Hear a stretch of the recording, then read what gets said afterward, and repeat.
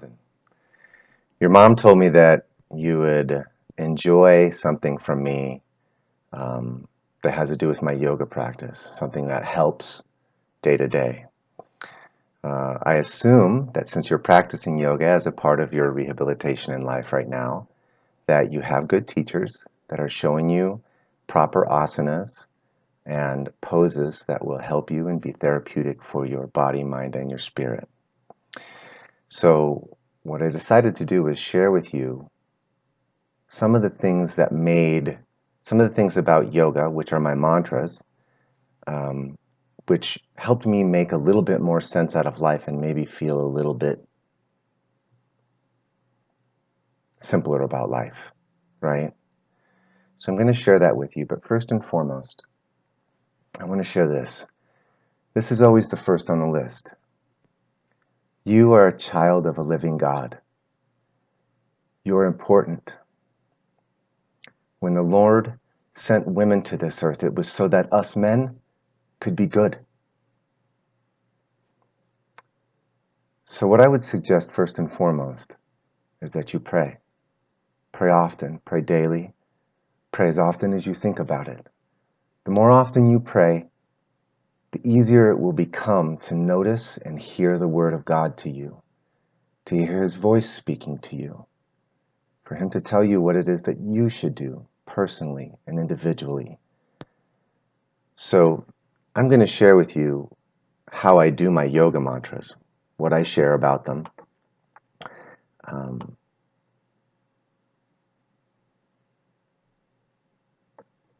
Is that they give me a little bit more simple way of looking at life. If I skip up, or if I have to restate something, please be patient with me, because I have to read from the things that I wrote down. So here it goes. You see, if we're active or inactive in life, sometimes fear can set in. We experience pain, soreness, and trouble getting things done that we would otherwise hope to be able to do. These pains, sorenesses, troubles, or incapabilities come in the form of physical, mental, emotional, and even spiritual stress. Most of the time, it's a combination of all of these things. So these mantras assume that you are active in life, the same as in the practice of yoga, and that you receive moments where in life that are painful, that are quivering, that it's hard to balance, that it's hard to accomplish the task, and it almost feels like you can't do it. The same as in yoga. The first and foremost, yoga is the intention of breathing. Purposeful, slow, intentional breathing. Deeply through the nose. In and out completely. Remember, if you stop breathing, you die. So breathe. And if you can't breathe, there is always child's pose. If you need child's pose, stay there till you find your breath again. Once you have found your breath, rejoin your practice, breathe, and move. Remember not to judge. Don't judge yourself. Don't judge the others around you. Don't judge your teacher. You have no idea who they are, how far they've come, how much effort they put in, what struggles are going on in their life. Just move and breathe. Don't force it. Don't worry. Just relax and breathe. Don't force it. Find the pose, and if you are quivering, don't worry about it. That's just your nervous system activating. Simply keep moving with your breath. And if you can't do it today, that's okay. Don't judge yourself. Just breathe. With time and daily practice, you will progress. Sometimes you will not be able to do things today that you could do yesterday. And sometimes you'll be able to do things today that you couldn't do yesterday. Don't worry about any of it. All is impermanent. so it's okay. Just breathe and move. And if you can no longer move, just breathe and don't judge. If you can no longer breathe, then there is always child's pose. Some days you'll find yourself here often. Remember not to judge yourself. Honor your body and what it's telling you. And find your breath in child's pose. And the moment that you have found your breath, then move. If you are sore, if there's pain, that's okay. Remember not to force it. Move into position, find the discomfort, relax into it, and breathe. Remember, if you stop breathing, you die. And it's okay to experience pain, soreness, and fear as you practice. These are not reasons to quit.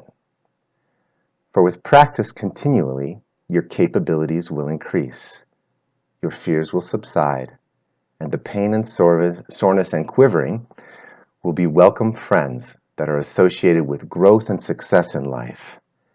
And if that does not happen fast enough for your liking, remember not to judge. Breathing is the most important part. Remember to breathe deeply, in through your nose, and out through your nose. Focus on this moment, this time. Pay attention to your body. Don't be afraid to experience whatever it is telling you. You will have moments of release, and your body will let go of negative energy. This will come sometimes in the form of tears. Let them come. Find child's pose and let them go. Find your breath again and rejoin your practice. Remember that breath moves the body, and after time, you will find that your daily practice is over. It is complete. You are both elastic and strong, and you have a new body. Search it. Feel the new things. Notice every crack and crevice of your body and how it feels and how it is new. Find Shavasana or some other restorative pose. Quiet the mind and cause the body to be perfectly still. Let your breathing become normal and easy and even. Shut the body down. Start from the toes, shut them down, and move up the body. Shutting each part down and letting your body sink into the earth. From the toes to the top of your head. Let it all rest to complete your active practice of yoga and find the peace that comes with your practice. Namaste. These are all very simple mantras that help me to get through yoga and my daily practice of yoga. I have found that they get me through my daily practice of life and they bring me closer to God. I encourage you to pray before your yoga practice so that you can find the quiet that you're looking for.